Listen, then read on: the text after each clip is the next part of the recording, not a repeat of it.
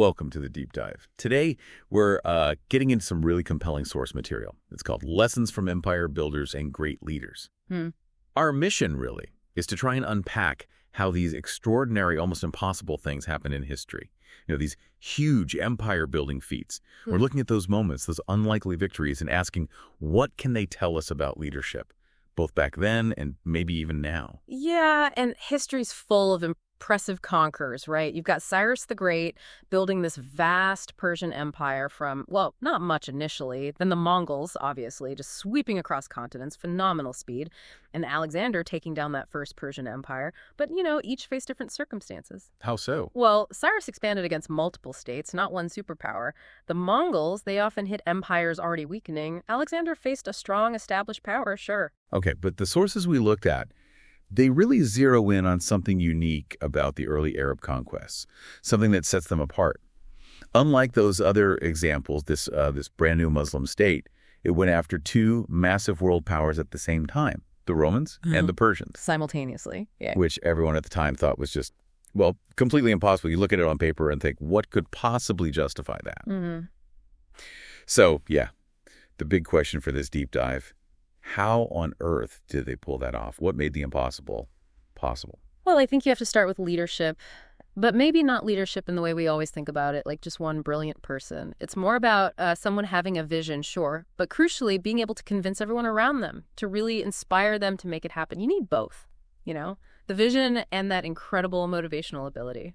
And the sources point to Prophet Muhammad as just this incredible example of that profound motivation. I mean, the impact, even after his death, it's astonishing.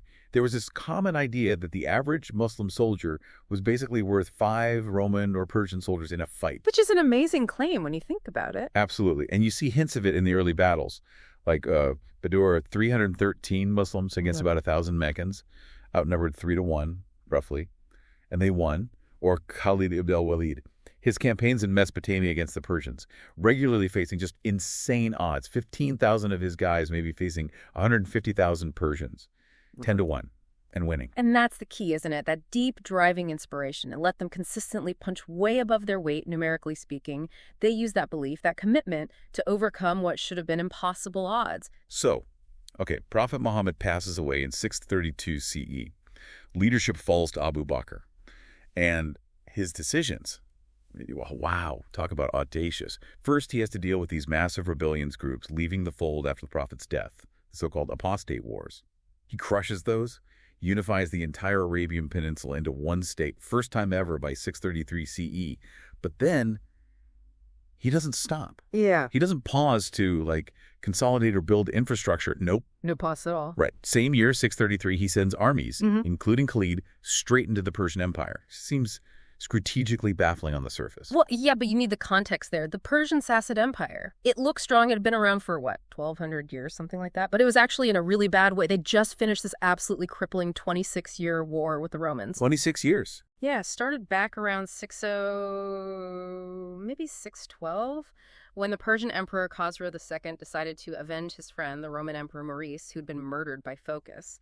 Initially, Persia did really well. They pushed deep into Roman territory, Egypt, Syria, Palestine, Anatolia, got close to Constantinople. Emperor Heraclius almost quit. But then Heraclius launched this incredible counterattack around 624 CE, marched all the way to the Persian capital, Ctesiphon, basically forced them to surrender. So both empires were exhausted. But Persia was also tearing itself apart from the inside. How so? Just catastrophic political chaos. In the 4 years after the war ended, they went through maybe a dozen leaders, assassinations, coups. I mean, one guy, Shabaraz, lasted 40 days as emperor before being killed. Total instability. And there were earlier signs of weakness, too, like around 602, before the big war even kicked off. A group called the Lakhmid Arabs actually defeated a Persian force, first time that had happened. That rebellion didn't ultimately succeed, but it planted a seed, you know? Showed the Persians weren't maybe quite as invincible as everyone thought. Okay. So exhaustion from the war, internal chaos, maybe some early signs of military vulnerability. Still, it's the Persian Empire. It's huge, ancient, prestigious. Abu Bakr's move. I'd still grapple with the sheer boldness. How did he calculate that risk? What was the thinking? And the boldness didn't stop with Abu Bakr. Umar, the next caliph after Abu Bakr's short, 2-year rule, he kept the same strategy going. Dual fronts. Remember, even while Khalid was fighting the Persians over in Mesopotamia, Abu Bakr had already sent 4 separate armies into Palestine to start engaging the Romans there.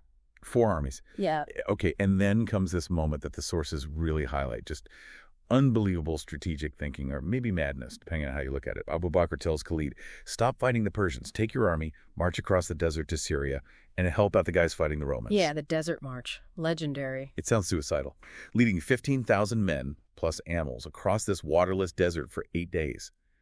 The alternative was what, a 3-week trip following the Euphrates River? Much safer, but slower. Exactly. Speed was critical. One of the Arab armies fighting the Romans near Basra was in serious trouble. And he makes it. He makes it. Just in time, saves that army, and it leads to the first really significant Arab victory against the Romans.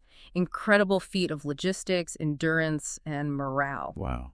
Okay, so that sets the stage for the really big one against the Romans, Yarmouk. Right. By then, the Arabs had made progress, taken parts of Palestine, taken Damascus, and interestingly, during the Damascus siege, Umar had actually demoted Khalid, temporarily, put Abu Ubaidah in overall command.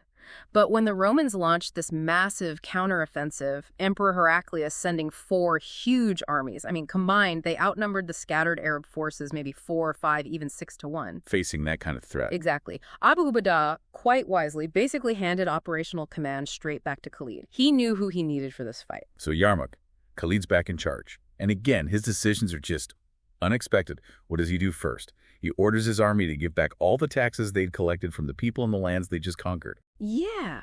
Think about that. Who does that? In the middle of a war.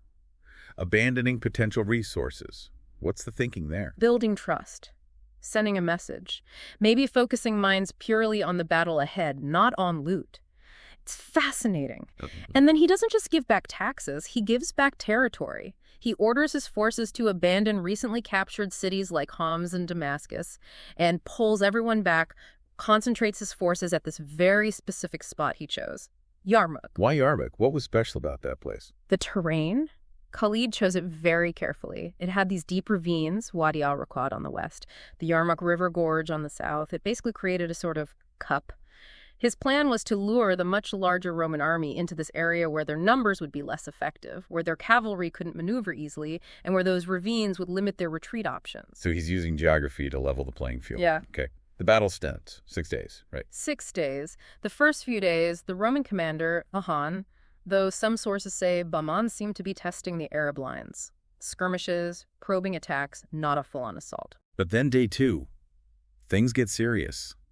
The sources describe the Arab flanks buckling, breaking, men starting to run. It looks like a disaster. It nearly was. The Roman assault was heavy, particularly on the Arab right flank. Men did break and flee. And this is where that incredible story comes in about the women, the soldiers' wives and families who traveled with the army, handling logistics and supplies. Yes. Led by figures like Hala bint al-Azwar, according to tradition. They grabbed tent poles, stones, whatever they could find, and they basically charged at their own fleeing men, shaming them, yelling at them, some accounts say even physically attacking them. Giving them a choice, death by us or go back and face the Romans. Pretty much. And it worked. The men were shamed, maybe terrified of their wives, who knows.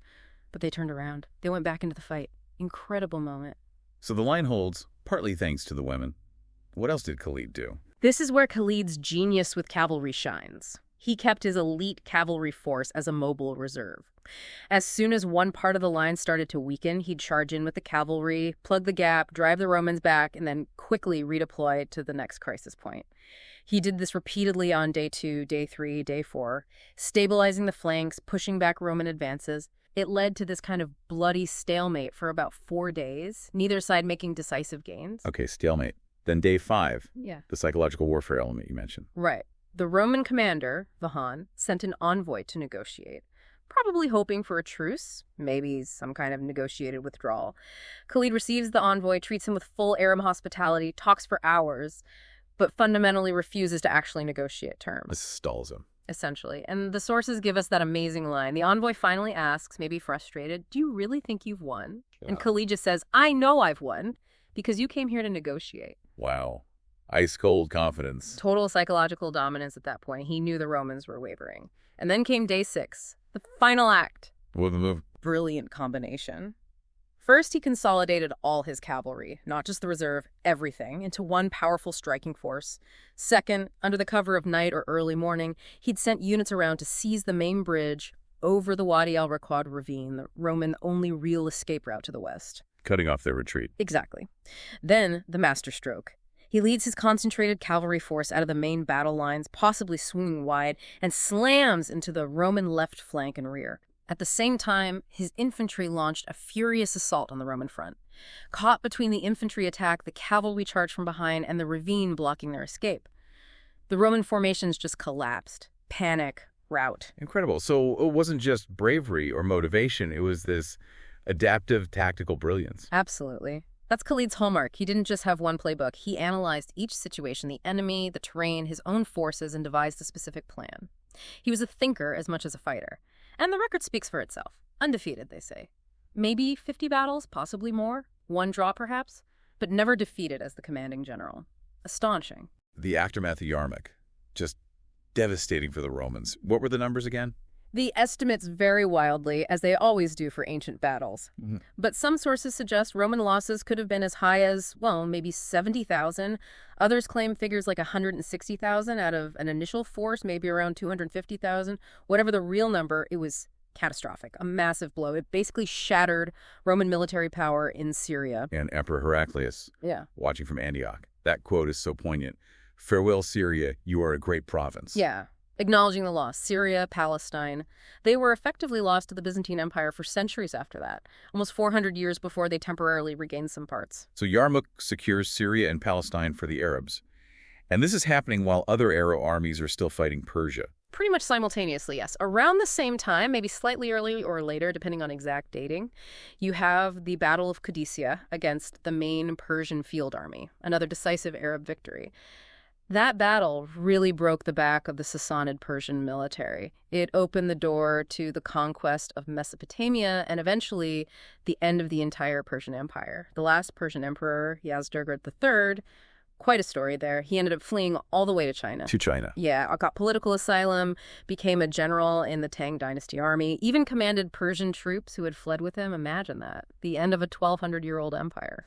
Just incredible historical echoes. Okay, so let's pivot. We've seen this amazing story unfold. Yeah. What are the big takeaways for us today? Thinking about leadership, obviously the motivation aspect is huge. The audacious decision-making, the adaptive strategy. But what else do these sources hint at? Well, one interesting thread the sources brought up, which might surprise people, is about where we get our ideas about leadership from. You know, Henry Kissinger wrote a book called Leadership recently, focusing mostly on deceased leaders. And we often look to figures like Machiavelli, right? The Prince is seen as this foundational text on realpolitik and leadership in Europe. Sure. Classic text. But Machiavelli himself was drawing on a much older tradition. These Mirrors for Princes books, basically guidebooks for rulers on how to govern justly and effectively. And crucially, many of the most influential examples of this genre before Machiavelli were actually written by Muslim scholars and administrators. People like Nizam al-Mulk in the 11th century. His Siyasatma, or Book of Government, contains incredibly insightful advice on statecraft, justice, managing armies, intelligence.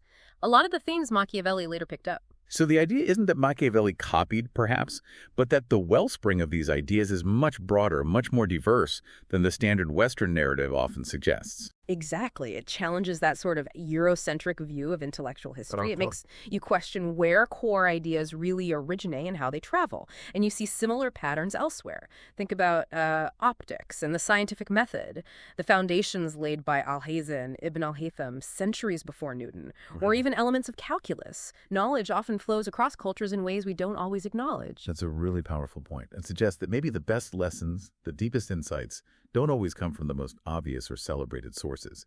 We need to look wider, question the standard narratives, understand that innovation and wisdom can emerge from, well, anywhere, unexpected places. Well, this has been absolutely fascinating. Thank you for joining us on this deep dive into these sources on empire builders and great leaders. We've really seen, haven't we, how this almost unbelievable achievement, taking on two empires at once, came down to this potent mix of deep motivation, incredibly bold leadership, and that adaptive thinking on your feet strategic genius. Absolutely. And maybe a final thought for you to consider.